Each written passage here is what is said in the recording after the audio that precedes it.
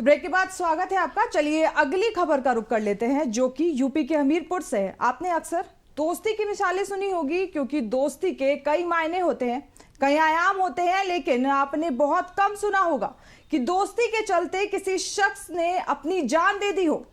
जहां उत्तर प्रदेश के हमीरपुर से एक हैरान कर देने वाला मामला सामने आया। यहां पर एक दोस्त ने घरेलू कलह के चलते फांसी लगाई और जैसे ही दूसरे दोस्त को यह खबर मिली तो उसने भी फांसी के फंदे पर लटक कर अपनी जान दे दी है।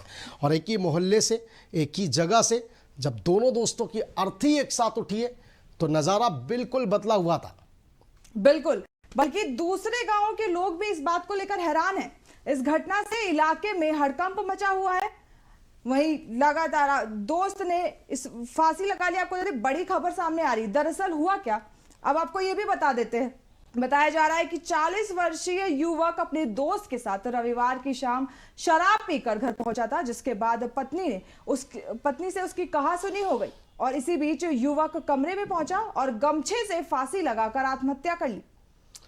बिल्कुल, साथ में शराब पी और उसके बाद एक युवक घर पहुंचा, पत्नी से उसका विवाद हुआ, जिसके बाद उस शख्स ने फांसी लगा ली। दूसरा युवक जब उसे जानकारी हुई उस वक्त वो खाना खा रहा था, मृतक का दोस्त, और जैसे ही उसे अपने दोस्त के आत्महत्या करने की खबर मिलती है, जानकारी मिलती है, तो वो खाना छोड़ देता है और फांसी का फंदा लगाकर सुसाइड कर लेता है। बिल्कुल, वहीं दोनों दोस्तों को लेकर, अब इस मामले को लेकर जो इलाके में चर्चा बनी हुई है, दोनों अक्सर एक साथ रहा करते थे और एक दूसरे के साथ बेहद करीब थे।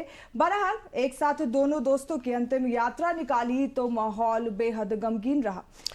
बिल्कुल, इलाके में दोनों की दोस्ती को लेकर चर्चा की जा रही है और लगातार ये कहा जा रहा है कि दोनों एक साथ रहते थे और जो दोस्ती की मिसाल है उसकी भी लगातार चर्चा हो रही है। आज के लिए बस इतना ही। कल फिर 4 बड़ी खबरों के साथ होगी मुलाकात। तब तक के लिए